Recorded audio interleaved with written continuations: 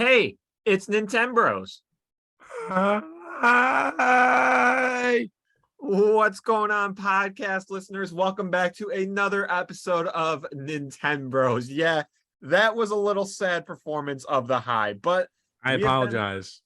we have been on a week hiatus because Low was Man. down in the dumps. Yeah, I apologize, everybody. I got a sinus infection and I didn't know it could get that bad, but it did. I was starting to hallucinate, basically, almost had fever dreams.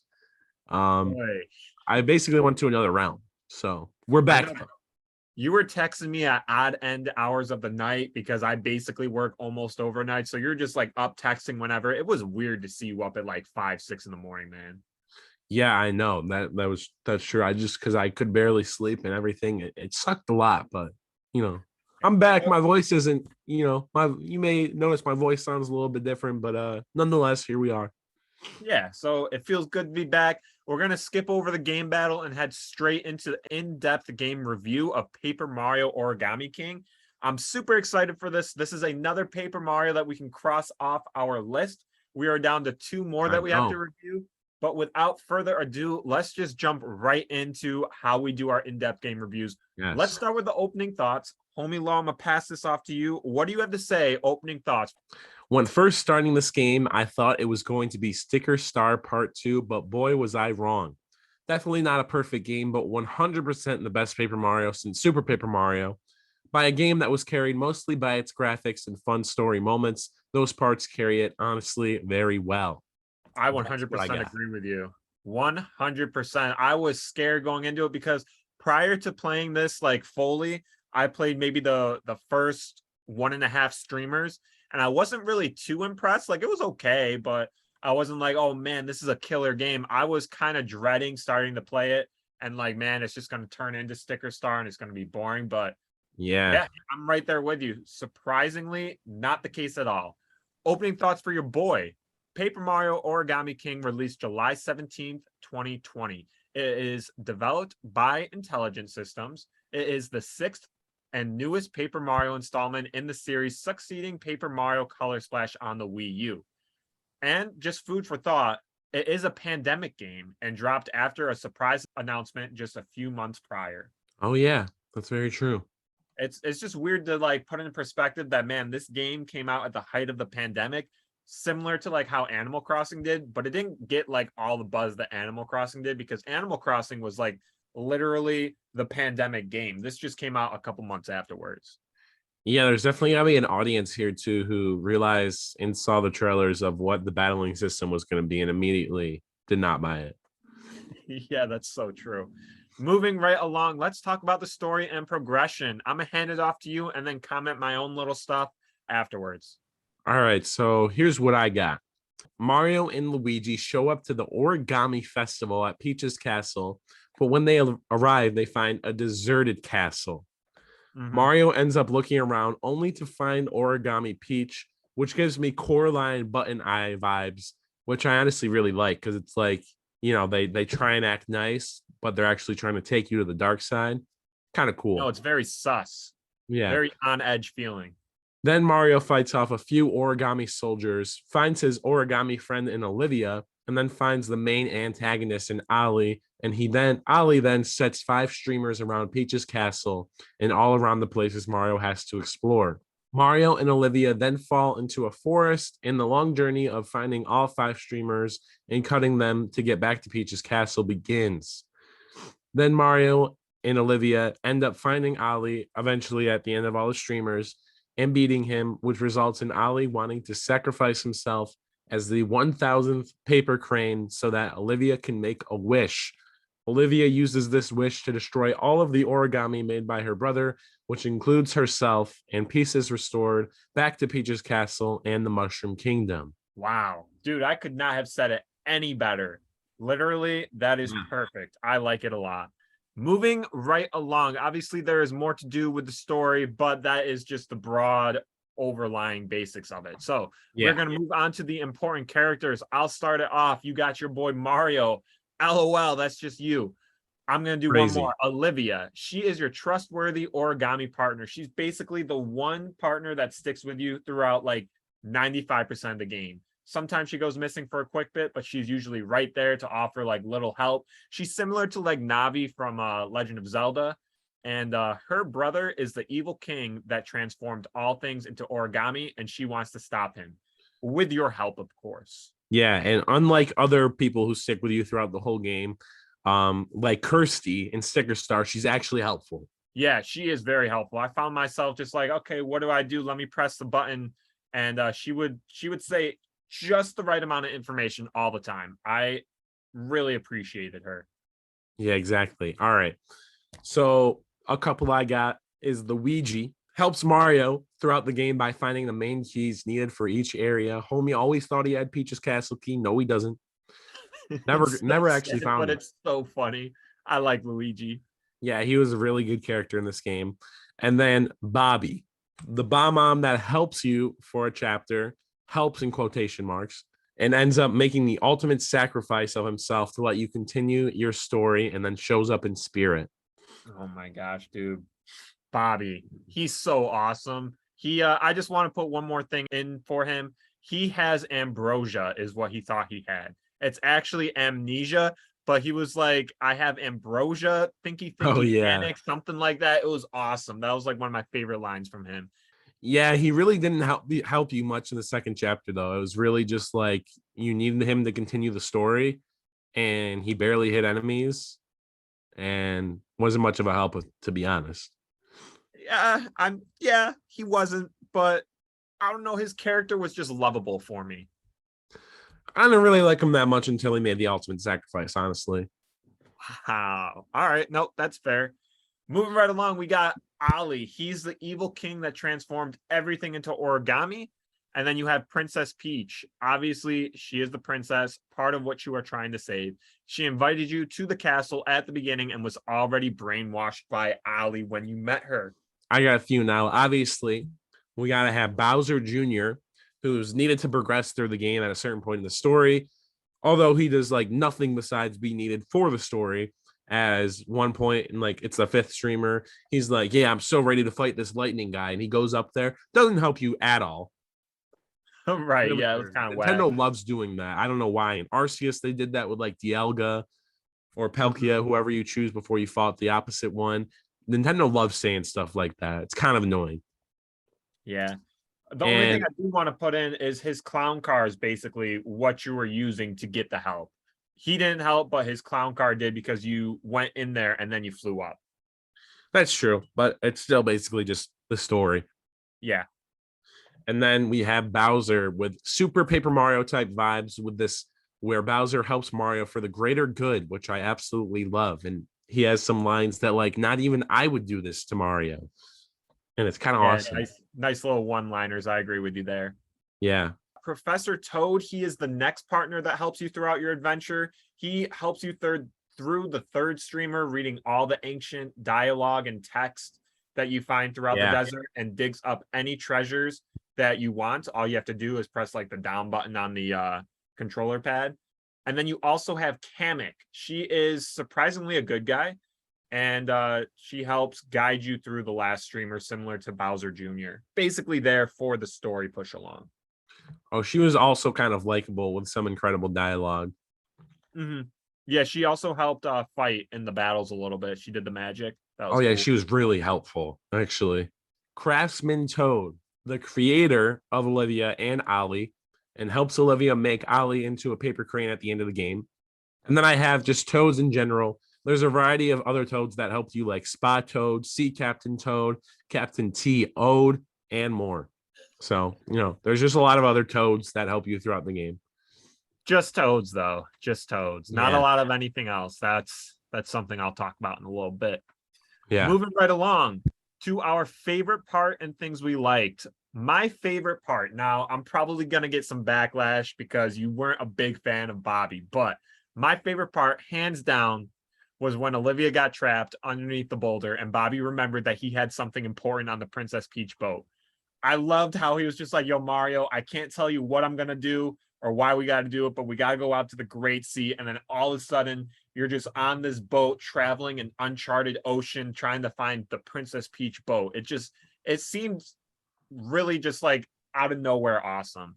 I love the whole journey of venturing out and stumbling on the boat and uncovering the lost memories of Bobby's. His whole backstory and heroic actions after finding the fuse and using the fuse to blow himself up to save Olivia was heartbreaking and wonderful at the same time. Bobby was my favorite partner in the game because he was laid back and super goofy. The developers did a good job at making him funny at all the right moments.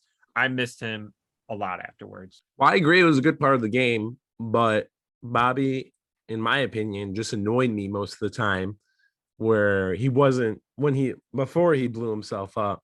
So Because he kept getting lost, right? Like you're like, yeah, oh, that let's was go find annoying. Bobby, let's go do that. I can see how that would be a little tedious, but he just seemed really naive and just like, I don't know, like he wasn't trying to cause trouble, but he just did anywhere he went. He was just cool. Yeah, it is what it is, I guess. Some people like him, some people don't. But I like him in the end. So I'm just gonna start listing off things I liked because I don't have necessarily a favorite part. Sure. Um, so while I didn't love the confetti and toad system things, they didn't make it necessary, which I love because then it feels like you can play the game how you want to play. Because if I had to fill like every confetti hole, that was going to be super annoying and tedious. But they didn't make it like that. I 100% agree with you. They did collectibles the right way, where it's not mandatory and doesn't like block you if you don't have a certain amount of percent story wise. It's all optional and it's all very rewarding for the people that do want to do it. So I 100% agree. Olivia was actually helpful in this game. She gives literal hints like maybe we should hit him with our arms, unlike past Paper Mario games where you will be over a pool of lava and your partner says a hint of we have to find a way out. So actually helpful, which was really nice. Hands down, I agree. Two for your boy. I liked the part where you got the boots in the third streamer. It was a very funny way of just like acquiring the boots, which was basically the vehicle to guide you throughout the desert. It said it had like 125 Yoshi power. I don't know why I thought that was awesome. I just did. And I sent a Snapchat to you. I sent a Snapchat to other people. Everyone knows I like that part. Yeah, I mean, you were talking about that for a while. Yeah. I also really like the bosses in this game. I know they're kind of just like a hit or miss for some people. Some people are like, these are the most ill-created bosses ever. They're just like desk items, but I thought they were cool because they could all relate back to origami. So the hole punch boss was the coolest in my opinion. I liked how it took out holes in Mario and made him lose lots of HP, but didn't necessarily kill you. So he was like faceless for a little bit, or he would lose like his chest area. It was interesting. I agree. I thought they were really cool and I like them, but in my opinion, I feel like they're just kind of forgettable because they're just desk items. I can see why. What about the elemental beast then? Or they're not elemental, they're volumental. So many games do stuff with like fire, water, ice, and stuff like that. So they're cool, but they're also just kind of like whatever. Wow, maybe I just haven't played as many games as you because I thought they were awesome. I mean, they're cool, but there's so many games that do stuff like that with just different elements that it's kind of just like, yeah, you're cool, but whatever. Moving right along, what are some more that you have that you liked? All right. So I really liked the use of toads. I thought it was great. I really like all the toad statues and helpful toads throughout the game. It's just awesome. Usually I don't have like a huge spot for toad that I love, but I thought they were used good throughout this game with just like different ones, different things that they do. And yeah. Yeah, I liked how they give you funny one-liners when you find them. And did you know, I don't know how much you explored, but if you go to the museum, you can buy paintings for the museum using the toad points that you have, and you acquire one toad point every single time you save a toad. I had no clue. I did not look around that much. Oh yeah, I explored a lot. But my next point is I actually really like the boss battling system. Most of them were pretty much ridiculously easy, where you can just continually get heals if needed. But the puzzle aspect was actually pretty cool, and I didn't mind it. Did you ever lose to a boss battle? I don't think so. No, Not even to the scissors. no. Wow, man. I got You lost sliced to the and scissors? diced. Yeah, it was a one-hit KO, man. I got sliced up. How is it a one-hit KO? The scissors, they came in and like well, he said don't break my shield or whatever, and I broke his shield because I was like, this guy's all cap. He's not gonna do anything. And dude, then he did like a little swoosh and he snipped, and I got snipped because I didn't jump at the right time, and I got. Oh, I'm pretty sure that almost happened to me, but I just jumped at the right time. I also think there was like a hint from Olivia that was like, we probably shouldn't break his shield. And I was like, okay, if she's giving the hint, we probably shouldn't do it. Yeah, I mean, that was a pretty stupid move for me, but I did it nonetheless. Okay. Another Well, part yeah. that I liked was Luigi. You talked about how he was as a character when we were going through the characters, but I just thought he was a funny side character, and I really don't think he was overused. He did come up like frequently throughout the game, but he was genuinely funny, and I was always excited to see him. Totally agree. Like the last part where he came in when you needed Peach's castle key and homie like flew in on his cart. That was awesome. Yeah, and he was like, "Man, I couldn't find the key. I'm such a disappointment." And then it was just on his car.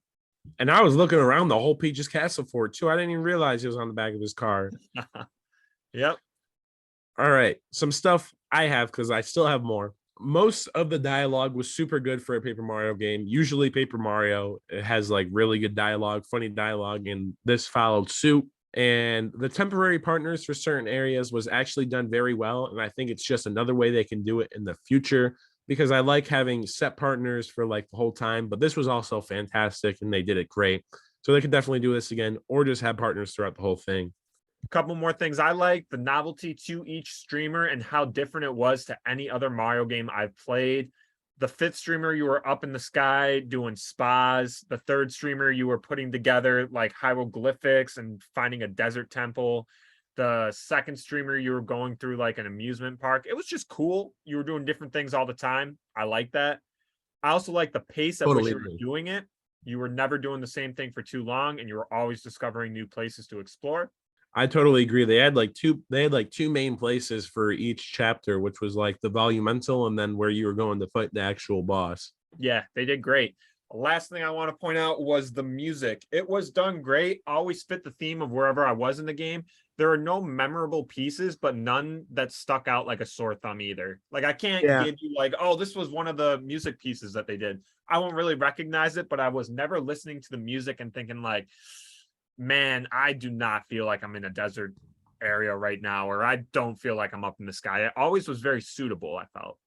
Yeah, I agree. Cause I when I was writing out the document, I didn't like I thought about music so many times, but I was like, I can't remember anything. So that Mhm. means there can't be that much good, there can't be that bad. The one thing I do remember though is in Bowser's castle when Olivia gets taken and you see the first cutout soldiers, there is like this creepy dark tone for Mario music, and it was great. They did that great. Big fan of that. All right, I have three more things I like. So the graphics are absolutely fantastic. Some of the best on the Switch system, most likely, maybe even the absolute best.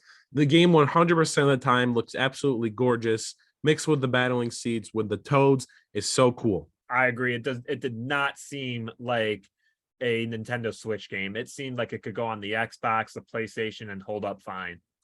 Absolutely. The next thing I have is the cutscenes and camera shots in this game are so good. I don't remember them doing this many cutscenes in different angles in past entries, but it made the game a whole lot better. I took so many screenshots and they are so awesome. Yeah, I think that's how I fell in love with Bobby, honestly, because the way that they would like do the screenshots and the cutscenes and whatnot, it made me just laugh every single time that they like zeroed in on him or something. Yeah, they really like did super cool cutscenes in this game. It was so awesome. And then yeah, the last thing I just have is talking about Luigi. Perfect. So, without further ado, let's talk about our streamers. Starting from number 5, working our way up to number 1. I have a feeling we both can agree that the red streamer, the first one, is number 5. Absolutely. Hands down. Yeah, because that's number 5 for your boy too. Let's talk about it. What didn't you like about this one? It's just the most forgettable streamer in the game. It's the most boring one. It's the first one. Just a bland and plain chapter for the most part. I don't remember much at all. And it just does not set the tone for what's about to come at all. I agree. Absolutely. I don't even remember what areas we were going through to get this streamer. The boss was colored pencils. It really wasn't that great at all. Number Totally. 4, I put down the blue streamer, which I'm pretty sure is the second one. and that one takes place in the Big Show Theater. What did you have for your fourth one? That's surprising. I have the yellow streamer for number 4. I put the blue streamer as number 4 just because the whole like beginning part of it was not where I fell in love with Bobby. I fell in love with Bobby like towards the end, right? The end of chapter 2, and once we did all of the Big Show Theater and then starting the yellow streamer, that's when my love for Bobby like was at its peak. So I'm not really crazy about the whole going into the theater, going up and like doing the whole show and just, I don't know, fighting random Shy Guys and whatnot. The amusement park overrun was very cool. Nothing as crazy as like going out to the Great Sea or going up in the sky. It was just another mediocre one, but still very good. I can see that, but the reason I have yellow streamer at number 4 is because the desert in Shy Guy Imposter Town was super cool and it was pretty awesome, but it just wasn't as memorable and cool for me as all the others. But the shoe car and Professor Toad were far better than the first chapter. And the end of the chapter with the DJ and Faceless Toads was super cool. But the other 3 are just better for me. All right, that's interesting. Number 3. So we're getting into the best of the best when it comes to our streamers. I put the purple streamer, and you're going into the Sea Tower. Me with too. This purple streamer. It was a great like middle of the road type of streamer. You had to go find all of the shapes. I forget if they were orbs or stones or whatever, but you found the shapes. Stones. Yeah, and then you put them in the door, and then the diamond door opened up, and then it was crazy. You had to go through all these tasks of what you had to do, like the bravery. Yeah, the trials were so cool. Yeah, dude, they did some really interesting stuff that I did not think Paper Mario would do. The bravery task where you had to like stop, or it may have been courage or whatever, but you had to stop the thwomp from coming down at you at a certain point, but not to where it hits you. You failed. That was intense. No, I failed the intelligent one. Oh my god, me too. I accidentally bought the pass to make it easier. Accidentally. I'll be honest with you. I tried it like 6-7 times, couldn't get it, and then bought the pass. Dude, this is so annoying. I got down to the last one, and it was like spot which one's lying, because there's 3 statues, and it would be like A is lying. Oh yeah. B is telling the truth, and then C would be like A and B are lying. I'm like, dude, I have no idea what is going on. Yeah, that was kind of confusing. I just bought it on accident. I was about to run that until I got it with no help, but I got it as soon as I got the thing. So yeah, but purple streamer, great. I love the ice volleymental. I really enjoyed it. I pretty much have the same exact thing for my explanation, but I said that the ice volleymental was just pretty forgettable for me. That brings us up to our number 2. My number 2 is the green streamer. It's Bowser's Castle. It's where you're up in the sky. I thoroughly enjoyed it. Just because it's number 2 does not mean it's not a great streamer. The novelty of being up in the sky with Bowser Jr. and you had to go to different spots. Like, what in what Mario game do you do that? Especially I know in a exactly. Paper Mario game. I'll talk about that later because blue streamer is my number 2. So you meet the Bomb Bobby in this chapter, and both of the places you go have awesome vibes and are super cool. You also have to do the whitewater rafting and literally control it. Not to mention, literally everything about Shogun Studios is a perfect formula for any area in a Paper Mario game. Not a huge area, but so many puzzles intertwined in the whole town. And after you figure all that out, you have to do probably the best boss sequence in the game, where you have to go through a show on 4 floors to eventually get the streamer and beat the boss. So cool. I personally wasn't a big fan of going through all the 4 shows and like the Shy Guy just calling me up to the stage. It was cool. It was definitely a cool concept, but it just seemed like kind of random and weird. But going through heaven spas with Bowser Jr. isn't, man? No, I mean it is, but it just didn't hit me the same way. Like everything about this Paper Mario is weird. You're literally fighting origami things, but these are opinions. These aren't factual statements. So I know. Blue streamer for me is number 4, and it's number 2 for you. Yeah. Moving right along, the best of the best. What we got at the top. Your boy really enjoyed the yellow streamer the most. It is the Temple of the Shrooms, where you're going around to the Sniffs nightclub. Dude, let's talk about it, man. I love the boot. I love the Bobby sacrifice. I love the puzzle of finding the 4 pillars. I loved everything about this chapter. It seemed like it had the most puzzles too that I had to figure out. You're Yeah, for deciphering the sure. hieroglyphics. And I really enjoyed how there were faceless toads. I mean, it sucks for the toads, not for me, but it was just something I never thought I would see from Paper Mario, being that like gruesome, where the toads would just be out and about. Yeah. And I liked it. So Yellow Streamer gets the crown for your boy.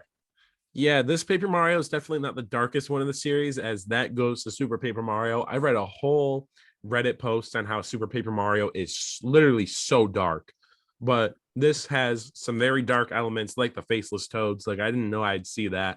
But my number one is the green streamer. This was such an amazing experience, and honestly, a super memorable part of any Mario game.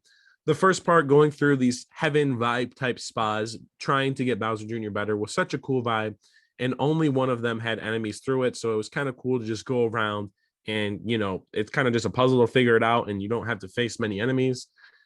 Then the Shy Guys finish last was a staple type of thing to do in Paper Mario games, doing all of that. Like, usually they do some kind of game show.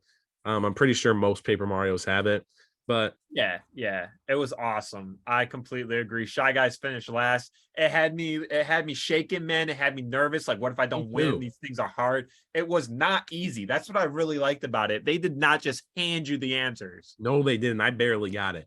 And I don't know why they call it Shy Guys finish last. There's always a saying like nice guys finish last. So it's kind of weird. But also, Bowser's Castle is insanely cool. Not a super dark tone, but the cutout soldiers and the music with that boss and other enemies were actually kind of scary. I was saying the stuff like, ain't no way they can't be serious with this. And it was awesome.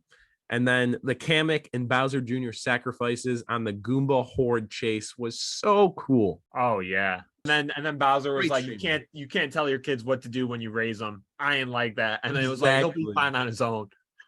That was so cool. Like, what a great dialogue, great chase with the graphics. Just Yeah, so that wraps up our streamers and things that we liked. So now we are going to move right along to things that we would fix and things that we didn't necessarily like about this game. I know you talked about this and things that you liked, but to each their own. uh-huh. Partners. I didn't really like the role that the partners played as much as I did in the former Paper Mario games. The partners that you had throughout this game had little to no unique special abilities, and in battle did nothing super notable. Despite that, they were still pretty cool, but you know how in like old games they would have their own moves or whatever, and they would Yeah. have their own abilities out of battle? Like, the most we got was you can press the down stick when you're playing with Toad and he'll like dig something up. There was no Oh yeah. cool special ability that like Bomb could use or that Bowser Jr. or Kamek could use. They were just following you. Yeah, that's So kind of a missed opportunity. The first thing I got is pretty much the elephant in the room. I don't know if you agree, but although I can handle it, I'm still not a huge fan of the battling system. Not the boss system, but the battling system. I'd rather they do it like normal, 100%. I had the battling system too as something I didn't like. It was innovative, but over the period of the whole game, it felt very redundant and not practical. No one needed to do all the battles because you always had an abundance of coins. There was no leveling up, so there was no purpose to battle each enemy. And Yup. it felt boring after a while. It's like, okay, how am I going to rotate them around? How am I going to bring the columns together? It's just Yeah, honestly, at the end, man, I was nearing like 40K coins, so I just do 999 and get the toads to do it every time. yeah, I mean, why wouldn't you? All right, next thing I got. Like I mentioned before, I love how the toads look in the battling scenes, like how they look around in the environment and stuff and how they're organized.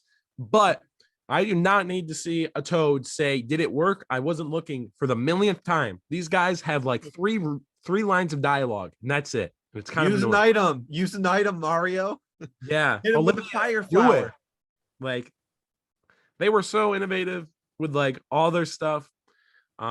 But they made the toads in the audience have like three lines of dialogue, and it was like, "Oh, did it work? I wasn't looking." Like, shut up, man. Just shut up. Because we're talking about toads, I'll just put it right here. All I saved was toads, and all the toads looked the same after being unfolded, except maybe one was red and one was yellow. That's it.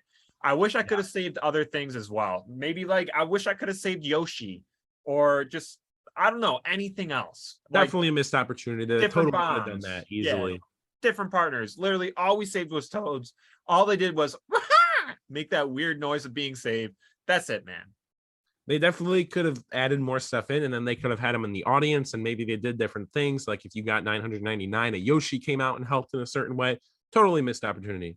I agree. The next thing I have, items were basically useless, at least for me. I got so many of them, but there was no use except the mushrooms. But like the fire flower, shiny ice flower, like I never had a use for them. Yes, I never had to use those items, but the gear that you had to use, like legendary, flashy, and shiny, I use Yeah. those all the time. Well, yeah, I did too, but like the other things, no. One more thing I didn't like, the collectibles, while done correctly, where they don't hinder gameplay, I do feel there is just too much of them. To be a completionist is literally a curse in this game because there are random hidden blocks everywhere and toads everywhere as well. I wanted to thoroughly Yeah. play through this game, and I feel like I did, but I didn't get everything, not even everything close to it, and it just seemed unfair because there was too many secrets. And I don't know, I kind of got frustrated with it because I was going slow and steady. And like, I want to 100% this and that Mhm. and that. But it was like, hey, you're supposed to know that there's a hidden block here because a shadow is slightly skewed, whereas on the other side, it's perfectly perpendicular. Like, bruh, I don't know. I don't know, Yeah, man. It was a little cheesy, little unfair, I felt. totally agree. Although I like the boss battles, we already talked about this, and I think they were cool. In all honesty, fighting tape and a stapler won't be memorable in a few weeks. Not gonna look back and be like, yo, those are really cool boss battles where I fought tape. Just not really. Right, they're not memorable. They were I thought they were kind of cool though, but they're not gonna like live I in my mind rent free. I do like them. I like how they had them in the game where it was like all just like office supplies. I thought that was really cool, but they're not memorable. I don't know. It's I can weird see because I your like point. them, but I can see your yeah. point, hands down. All right. And then I'll do my second to last one. The story for a Paper Mario game is something you love to see done well. And well, it wasn't really anything amazing here. There were some few like plot twists, cool plot stories with the bomb mom, but the whole surrounding story was kind of bland. Yeah, I don't even know why Ollie was pissed off for the longest time until I made it to the end and he's like, somebody wrote on me. And I was like, oh man, that's why Yeah. I'm mad. Yeah. Like, Like that was weird. right. Last thing for me is the last boss battle was unique, but the final forms didn't really supply the challenge I was hoping for. It felt weird when you were helping Bowser in the second bit and the final bit where you had to put the puzzle back together. And honestly, that felt impossible for me because I died so many times and it was like, you can restart this. And I was like, thank God, because I do not understand how I'm doing this. Oh, I And got first try actually. really, Yeah. The one bro, where you you're had to turn the puzzle. yeah, you're just a baller, man. I guess I don't know. We play games definitely differently, Yeah. but it didn't seem fair because it wasn't a system I've been practicing the whole game. Like if you were to give me a boss battle with the original, like the first form being the final form, I feel like that would have been awesome. Because that's how the final boss battle should have been played, I felt, because that's what you've been practicing throughout the whole game. It just seems like that would be its final form, but instead you just had to like put together a puzzle and it felt kind of just like out of left field. Yeah, I definitely see how that could be like an issue and a trouble, but the other stuff in general I thought was really easy. Like the first part of the boss battle really wasn't that hard. Even if you did mess up, you didn't get hit that hard. And again, at the end of the game, you have like 40K coins. Just you have 40 times to get it right because you can get literally healed to max every single time. You're right. You're right. If they amped up the difficulty a little bit, made it so you couldn't use all your coins to just like get it all figured out for you, maybe it would have been a more like fulfilling final boss. But I beat the game and I was like, all right, that's good. I'm done with that. I wasn't like really feeling, man, I beat this game. I feel so accomplished. Yeah. All right. The last point I have about things I did not like. Olivia's death was absolutely not needed. And that was actually a pretty disappointing ending, as was the Ali fight, an underwhelming ending for an otherwise mostly fantastic game. I don't know why she sacrificed herself when she had one wish, you know? She could have saved it. She could She have could have saved literally herself even. said, I wish all my brother's creations to be destroyed except me. She needed to add two more words in there to save herself, and she didn't. And I don't know why the creators didn't put it in either. Like, why not? Because when you think about it, if they had like a reason to kill her off at the end, like it's sad, it's bittersweet, whatever, they could have done it. Like maybe only one thing of origami can't survive, but they never specify that in a lore or a story. So just it doesn't make sense when you see her kill off herself, basically. Well, to save the whole kingdom, but Yeah, she must have technically, just not thought about it and she was stupid. But I guess so. missed opportunity. Let's move on. Let's talk about replayability and post-game content. So Uh-huh. after defeating the game, players see a happy festival with all characters cheering and having a good time, except Olivia. All the origami that her brother folded up had vanished, which meant that she vanished as well. After the cutscene, players are able to boot up their file again to nothing new other than a pipe right outside the final boss door. There is no extra Yeah. content. Instead, the replayability comes from finding all the hidden treasures, blocks, and toads. Yeah, I totally agree. It's pretty disappointing that you can't do anything after the conclusion of this game for this modern of a game, but it's pretty much what we've come to expect with a Paper Mario. Did Sticker Star do the same thing? I know I don't like talking about Sticker Star, but did it I like think basically so. soft lock you? I think so. Wow. For replayability, I would totally play this game again at some point in the future. This isn't like Sticker Star, where this is a true story. I was wondering in the shower the other day if I'll ever pick up that game again in my lifetime and play it. I Probably actually not, man. thought that, but I would totally play this game again. I'm gonna be real. I will not play Sticker Star again. I'm gonna keep it in its case. Hopefully, it'll get some money when another Paper Mario comes around, or be worth some money. And then I'm just gonna keep holding on to it. Why? Because it's Paper Mario, and like I'm a collector. But Yeah. all right. But that brings us to the explanation and our discussion of what our game rating is. So, homie Mhm. low, I'm gonna have you start off out of 10. What is this game? I was debating on a 7.5 or 8, and I went with an 8. Even with the past two Paper Mario titles being widely criticized by players, Nintendo once again decided to go outside the box and not back to the original formula. And well, if you keep trying enough times, it eventually works. And that's what happened here. Although there's some dull parts and easy boss battles, the multitude of enjoyable things in this game really carry it. Again, even with a lackluster story, things like funny dialogue, beautiful graphics, memorable characters, and awesome environments, this Paper Mario really hit a home run, or at least close to it. While they did so many things right, the battling system still bothers me, and I don't really like getting that many coins and just using them for a kind of boring system, in my opinion. And the Olivia sacrifice at the end was just extra sad because she actually developed with you and you had an emotional attachment to her. She could have literally said, I wish to destroy all my brother's creations except me, but it didn't happen. Nonetheless, Paper Mario has returned to high standards and it better stay that way because if the next one that comes is like this or even better, we're in for a treat. Heck yeah, bro. I was looking up when will the next Paper Mario drop. Not for a bit. It takes a little time. They've been doing them like every 4 years, like steady now for three of them. That's nice. That means we're due for one 2 summers from now. That's exciting. I mean, it kind of is. We're already halfway there. Yeah. But all right. So I completely agree with you. 8 seems like a solid number. I was debating on what to give mine, and I went with a 9, but now that we've talked about it a little bit, I kind of want to bring it down to an 8.5 because the whole story element was like a complete miss, and I really wasn't Yeah. factoring that in because I was just like kind of infatuated with everything else. But I think my final rating after everything's all said and done, I think I want to give it an 8.5. Okay. Paper Mario Origami King was an exceptional gaming experience. I loved playing through each and every streamer. Origami King supplied an adventure that I had no idea would be so much fun. We traversed deserts all the way to being transported up in the sky. Every moment felt new and fresh. If there was backtracking, it didn't feel like a fetch and quest mission like it had in the past so many times. It rewarded every little bit of exploration that you did. The graphics were phenomenal, the dialogue was witty, and the pacing was perfect. The only thing holding this game back was a challenge. I didn't feel challenged in any way. Every battle felt the same because even if you didn't know the answer to the puzzle, you could always pay your way out of it. Nothing seemed Yeah. mandatory. You could skip nearly all the battles if you wanted to and only confront the bosses. There was no incentive to explore everywhere, but I wanted to explore it anyway. The hurdle to get this game to perfect doesn't lie in reverting the battling system back to its former years. It lies in making a battle system worth going into battle for. Well said. I agree.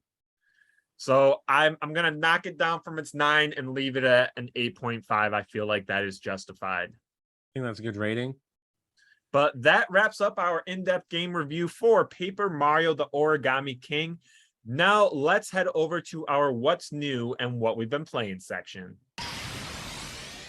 Homie Low, here we are. We're over in our corner of what's new and what we've been playing. So back again. You're on the app, you're at the job, you're making that cash money. Bro, what's new? You love to say that every single time, but I do have new stuff, right? Oh, I know you got new stuff. I actually just got a box in today as we were switching sessions to record our second half. And I opened it and I got a cheap plush, man. I finally got one. Okay. I know you've been wanting one for a really long time now. Oh, yeah, for sure. I also just got random stuff, but I put it in my game room and it looks cool. And I got some random Pokemon plush, which I just like putting around. I got like a Pancham and a Litten. They look really cool. I like random Pokemon plush.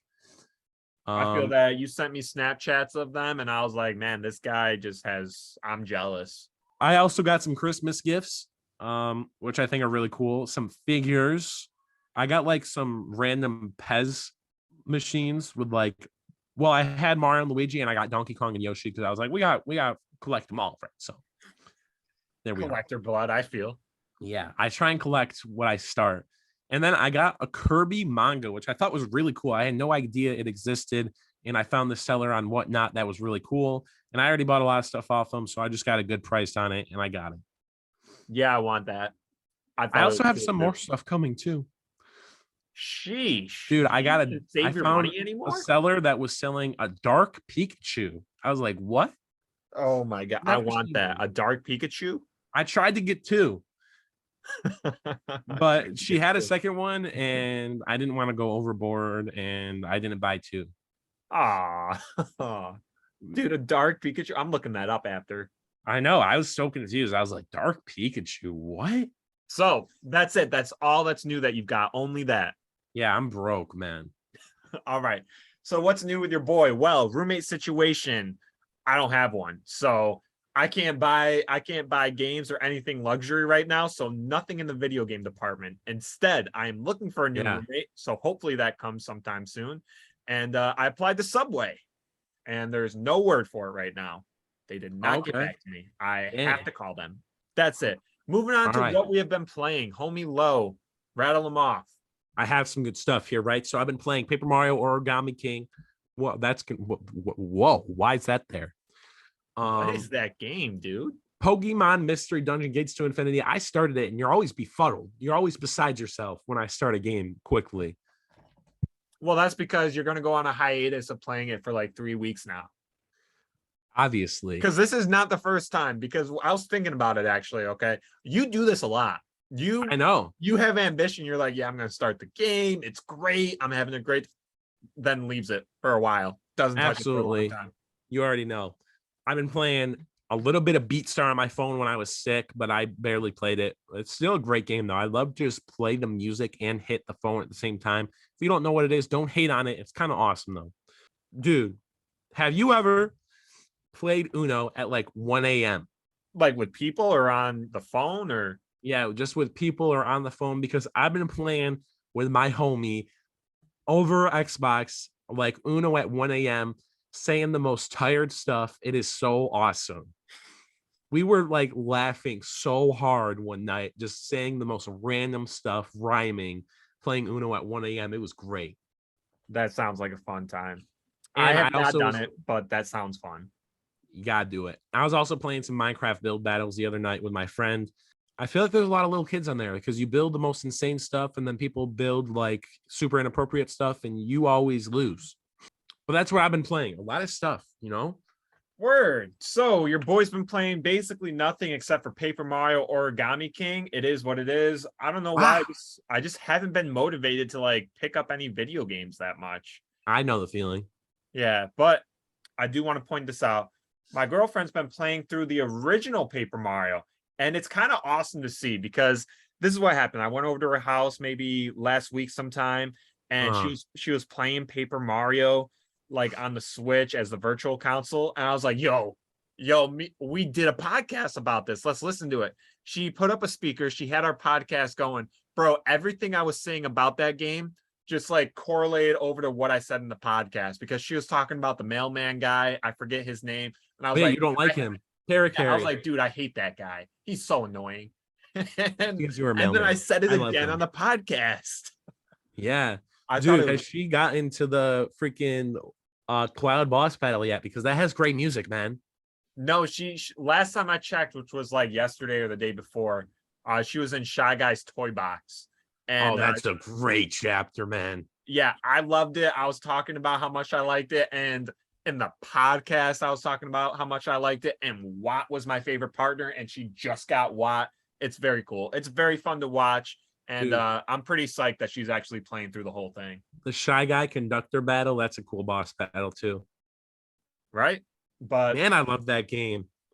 yeah, it's pretty cool. That's all that's been going on video game wise for me. Do you have any All closing right. points?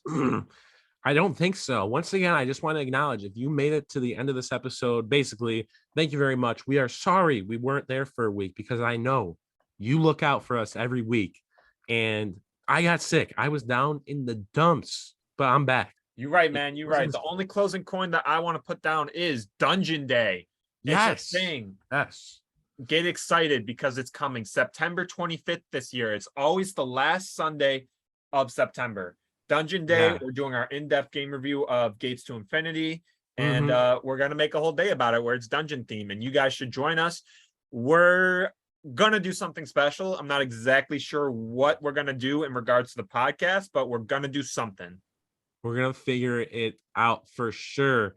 All right, everybody. I think that brings this episode to the end. I think this number 78. Anyways, guys, if you liked this episode and you are at the end, make sure to message us headphones at Nintenbros93 on Instagram. First shout out in the next episode. Go follow us over there as well as Nintenbros6 on Twitter and Nintenbros on TikTok. We will try and get more content up over there because when I was sick, I was like, hey, I realized how easy it is to do stuff when I'm not sick. So I'm going to try and do more. But nonetheless, you can check out all my socials at Onaship, posting a little more over there. Not necessarily YouTube videos right now, but we'll see. And you are on a boat, right? Right. You can go check out your boy at Onaboat97 on the Instagram, on the YouTube. We got Fuego Fridays starting up September time. We're going to have a buddy of mine from work. He's going to come through and we're going to stream. I think it's next Friday now. So, oh, nice. That sounds very cool. yeah, we're calling it Fuego Fridays. Come join us. I don't know what time, but it's going to happen. I like it. That sounds great. Yeah, guys, go make sure to check out all that content. We hope you have enjoyed Nintenbros number 78, our in-depth game review. Let us also know on our socials your score of Origami King. We'd love to hear. But I think that wraps us up, guys. Thank you for joining us, and we'll see you all next time. Bye.